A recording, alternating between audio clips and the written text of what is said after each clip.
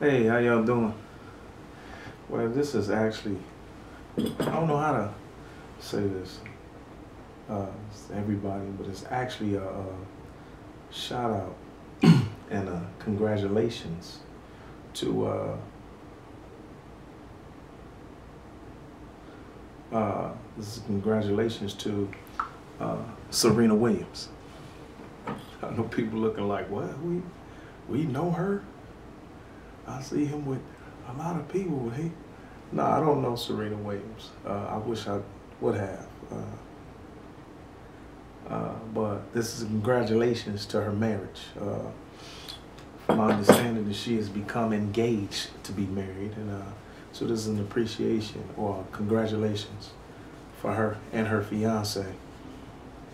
And the process of me saying some things that, honestly, I became aware of Serena and Venus Williams in the '90s.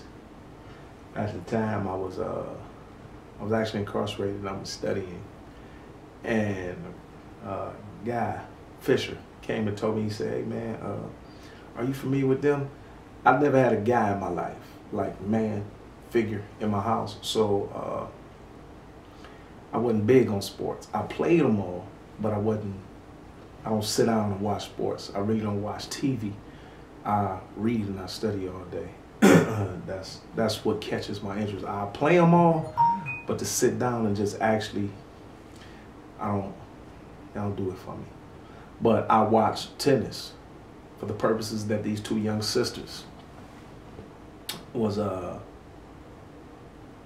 taking the game by storm, taking the world by storm.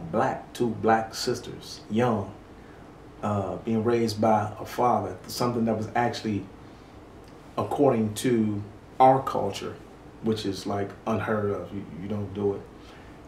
It's not done. Daddies are not there, things of that nature. But he groomed them and raised them well. And I followed the sport due to that. But at the same time, I watched them grow. And it was like, wow. And through a period of time, I got to watch. I said, man, Serena is nice. Both of them are nice. But I like Serena. And the demonstration was, they appeared on Sister Sister one point in time. I think that was Sister Sister. But whatever the situation is, when you're incarcerated, you're on a pen pal list. You want to pen pal and correspond with people and things of that nature to see if you can, to assist you with your bit, with your time, enlighten and empower your mind, possibly even grow a relationship and things of that nature. So when she was in this magazine, I wrote the magazine and I wrote to congratulate them both. But it was like, I'm really, Serena, is it any way that you would be interested in corresponding with a guy that's incarcerated? So I shot my shot, and that's who I am. What's her name? Lisa Ray, Holly Berry, Janet Jackson, Serena Williams, different women of this nature. They intimidate men. Men can become, oh, I gotta be all the way right if I get there and if I do this and such and things of that nature, and I must be this way, and she's too much for me, and I don't feel that way. I don't feel that anything is out of my league. I don't feel that anything is out of my range. But the paradox of that is that I'm modest. The thing is, I'm going to shoot my shot for whatever I feel that I should shoot my shot for, meaning that I am limitless. Each and every one of us are limitless. But if I have done all it is that I can do to obtain or reach a goal, and I do not reach that goal, I gave it my best. I shot my shot. I did what I can do. So in that sense, I never fail. I win or I learn. That's where the modesty comes in. So I shot my shot, and I think it wasn't Sister to Sister, it was another magazine. I'll write it down and put it in here. But the letter came back, and I guess it didn't go out to them. They wouldn't accept it. fan mail or whatever the situation may have been, but it came back. And yeah, trying to think of what was the name of that magazine. But it came back, and there was an article in there. But when I came home, man, when I was gone, I was like, man, I'm gonna meet Serena Williams. I'm gonna meet her. And at the time, it was like we share a lot in common. She has a clothing line. I think it was Anaris. I think it's Serena. I think that's Anaris. Yeah, Anaris, and it's actually Serena spelled backwards. And she does a lot of different things from the entrepreneurship aspect of things, and I do as well. I don't have the finances that they have, but if we compare finances with character, we're kind of like equivalent, or I might surpass the finances that she has. I'm not talking about her character. I'm talking about me and mine. I have a saying that said, man, that at times, I could be a financially penniless multi-trillionaire in character. And character lasts a lot. It actually lasts longer than what your finances do. Your character actually makes your finances, and it substantiates who you are when you don't have them, when you're in the process of making them, or even if you lose them. But that was my aim. And I came home, and I got into some relationships. We as males try to masculate the terminologies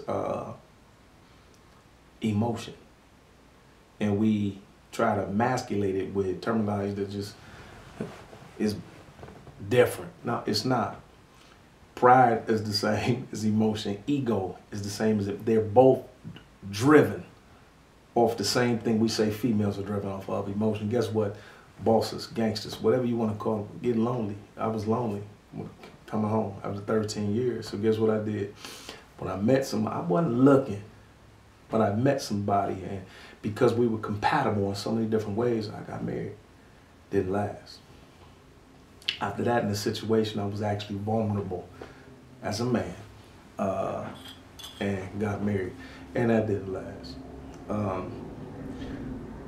This is the reason in this time I said, man, I'm not searching for anybody. I'm not going to look for anybody. Have I found some people that I like and that we are compatible? Yes, I have. Excuse me, hot cocoa.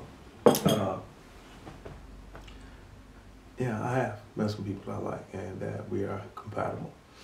But it was like, I'm not looking for anybody else. When you are a man, when you look at the science, our eyes are in front of us because we're considered to be predators. We look, we search, we hunt. And that's what we do even with women. We look, we search, we hunt. And I was like, I did that before, I'm not doing that. But the thing is, what I'm going to do this time, the last person I'm going to look for and hunt is going to have to be somebody that's compatible with me intellectually, that's compatible with me spiritually, that's compatible with me in my drive. And I said, when I come home, after this, I said, man, I'm going to look for Serena Williams. As a promoter and a photographer, I travel in a lot of different places. I deal with people like Kelly Price, Selena Johnson, Shirley Murdoch. I've dealt with them before. T.I. before his first tour here at the House of Blues in Cleveland. Rap a lot. I deal with a lot of people. Lunel, and I'm like, I'm going to chill and I'm going to get myself together. I'm going to reorganize. First, I'm dealing with self after a marriage. Marriage is hard to separate from. But in the process, I'm like, I'm going to get myself together. I'm going to reorganize, become restructured. And the last person that I'm going to be a man about, as far as in the terminologies of hunting, searching, looking for, was going to be Serena Williams. From my understanding, she likes older men, seasoned men, not necessarily in the age, but we're compatible in a lot of ways, and I wanted to just have that conversation and communication. And what I was going to do sometime soon, and I was actually going to try to make at least one tennis game to where I could have been able to introduce myself to her mother and would have introduced who I am, what I do, that we're in the same process of the faith, seasoned entrepreneur, business-minded, loving brother, and asked them for breakfast, lunch, and dinner. And what I was going to give her my card, and I don't care where they would have asked me to, we was going to go. If I would have had to wash dishes after the breakfast, lunch, and dinner, because I might not have been able to actually afford it, but it's what I was going to do. And I'm not saying that she ever would have accepted me. I'm not saying that dinner, breakfast, lunch, or dinner would have ever been accepted. But I was going to shoot my shot. And again, that's why I have no limits to those type of demonstrations. If I feel that it's worth it, I'm going to shoot for it. I'm going to go for it. And I don't fear rejection. Again, I never fail, because I look at situations I tried my best for, and two, as I win or I learn. No loss there. But I want to, again, shoot out the congratulations to Serena Williams and her fiance. And this is not a message to be like, okay, I'm still at you in any type of way of that matter, because if you have accepted, if she has accepted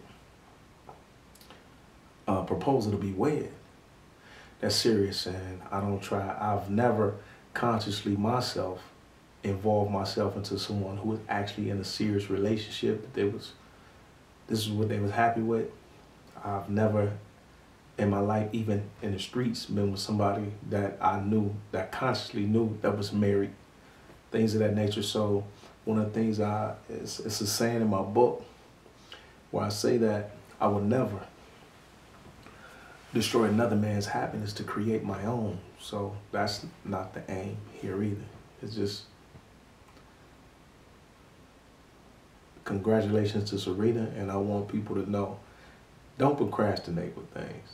Again, it's no aim or say, or it's no certainty that she would have ever accepted anything from me at all, period. But that said, she wouldn't have called the police like, hey, come get this dude. Whatever the situation is, but what I'm saying is, don't procrastinate. If you have something on your heart, if you have something on your mind, shoot for it. Make plans. Write it down. Create a contract with yourself and go for it. Again, you never fail. You win or you learn.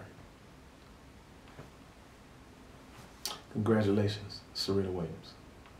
I'm going to still watch sports, tennis only when you play. Sometimes, like I always did, sometimes. And you still gonna be beautiful, and I'm gonna wish you and your fiance and or husband the best. Agape.